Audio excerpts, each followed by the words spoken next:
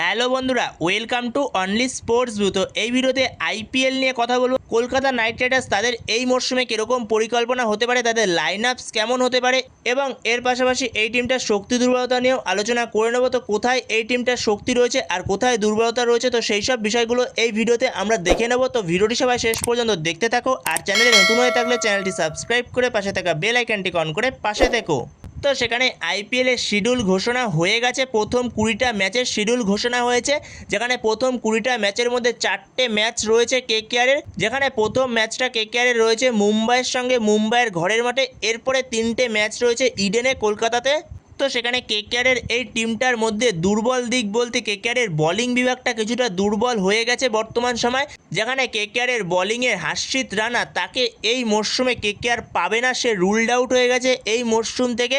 তো সেখানে এটা খুবই বড় একটা ধাক্কা কেকেআরের জন্য, হার্ষিত রানাকে না পাওয়া।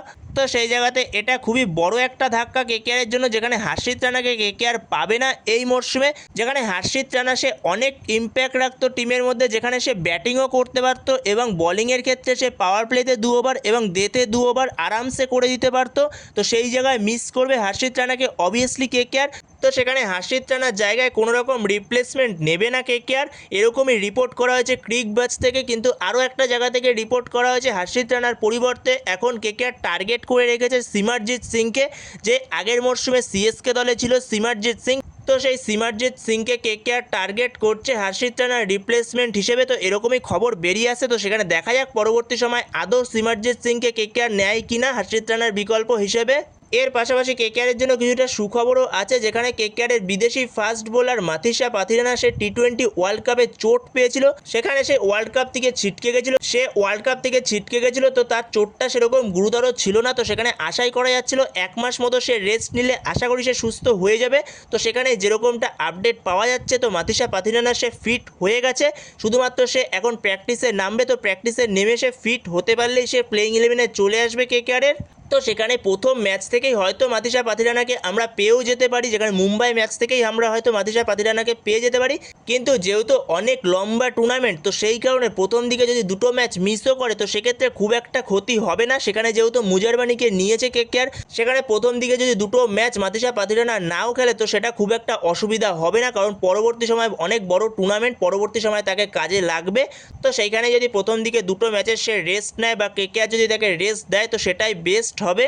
তো সেখানে কেকেআর তাদের ফাস্ট বোলিং বিভাগটা নিয়ে একটু চিন্তিত থাকবে, যেখানে কেকেআরের ফাস্ট বোলিংয়ের মেন অপশান হার্ষিত রানা, তো তাকে তারা মিস করবে।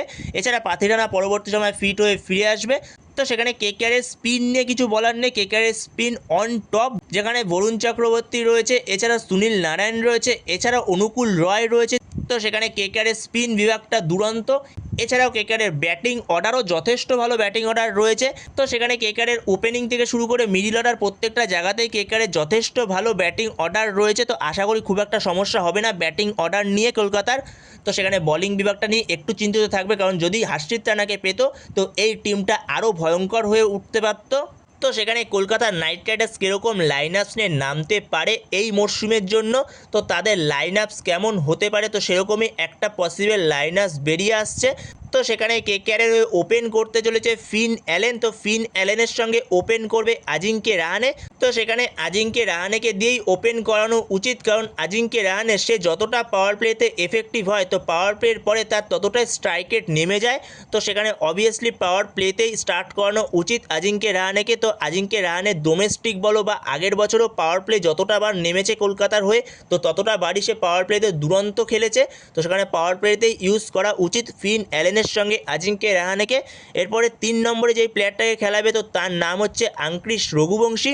তো অবশ্যই পারফেক্ট অপশান আঙ্ক্রিশ রঘুবংশী 3 নম্বরের জন্য।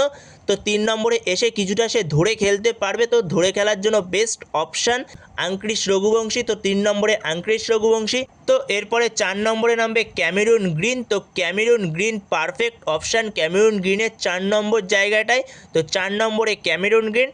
এরপরে 5 নম্বরের জন্য পারফেক্ট অপশান রিঙ্কু সিং। তো রিঙ্কু সিংকে কিছুটা টাইম দেওয়া উচিত, রিঙ্কু সিংকে আগেই নিয়ে আসা উচিত। তো সেই জায়গাতে রিঙ্কু সিংকে 5 নম্বরে ইউজ করবে। এরপরে 6 নম্বরে নামবে ফিনিশার হিসেবে রমনদীপ সিং।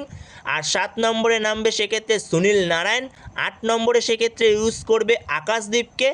এরপরে 9 নম্বরে আসবে ভৈভব আরোরা, আর 10 নম্বরে আসবে বরুণ চক্রবর্তী, আর 11তে ব্লেসিং মুজারবানি। অথবা যদি পাথিরানাকে প্রথম ম্যাচ থেকেই খেলাতে চায় কলকাতা, তো সেক্ষেত্রে পাথিরানা অবশ্যই, না হলে ব্লেসিং মুজারবানি 11তে। তো সেই জায়গাতে কলকাতার এই টিমটার মধ্যে কিছুটা হলেও সমস্যা থাকবে ডেথ ওভারে। তো সেখানে যতক্ষণ না পর্যন্ত পাথিরানা ফিরবে ততক্ষণ পর্যন্ত ডেথ ওভারে সমস্যা থাকবে কেকেআরের, কারণ ডেথ ওভারে ব্লেসিং মুজারবানিও খুব একটা এফেক্টিভ হবে না, কারণ ডেথ ওভারে তাকে বল দিলে সে মার খাবে। তো ব্লেসিং মুজারবানি সে তোমাকে পাওয়ার প্লেতে যথেষ্ট ভালো দুটো ওভার দিয়ে দেবে, এছাড়াও মিডিল অর্ডারেও সে দুটো ভালো ওভার দিয়ে দেবে, কিন্তু তাকে যদি তুমি ডেথ ওভারে দাও তো ডেথ ওভারে সে মার খেতে পারে। বিশেষ করে ইডেনের মতো পিচে সে মার খেতে পারে ডেথ ওভারে। ইডেন গার্ডেন্সের পিচটা পুরো ফ্ল্যাট পিচই থাকবে, তো সেক্ষেত্রে সেখানে রান খেতে পারে ব্লেসিং মুজারবানি। তো সেখানে ডেথ ওভারটা নিয়ে কলকাতা নাইট রাইডার্সের এখনও কিছুটা সমস্যা রয়েছে। তো সেখানে কেকেআরের এই লাইন আপসটার মধ্যে প্রপার 6টা বোলিং অপশান রয়েছে। আকাশদীপ রয়েছে, ব্লেসিং মুজারবানি রয়েছে, ভৈভব আরোরা রয়েছে, ক্যামেরুন গ্রিন রয়েছে, আর দুজন স্পিনার রয়েছে, একজন বরুণ চক্রবর্তী আর একজন সুনীল নারিন। তো প্রপার 6টা বোলার রয়েছে এই লাইন আপসটার মধ্যে কলকাতার। তো বন্ধুরা, তোমাদের মতে কি মনে হয় কলকাতার নাইট রাইডার্সের কীরকম লাইন আপস হতে পারে? এই রকমই লাইন আপস হতে পারে, নাকি অন্যরকম কোনো লাইন আপস নিয়ে কলকাতার নাইট রাইডার্স ট্রাই করতে পারে? তো তোমাদের এ বিষয়ে মতামত অবশ্যই কমেন্ট বক্সে জানিও। তো এই ভিডিওতে এই পর্যন্তই। তো এই ভিডিওতে এই আপডেটটা নিয়ে আলোচনা করা ছিল। তো ভিডিওটি ভালো লাগলে অবশ্যই লাইক, শেয়ার, সাবস্ক্রাইব করতে ভুলো না। তো নেক্সট ভিডিওতে দেখা হচ্ছে, ততক্ষণের জন্য বাই বাই।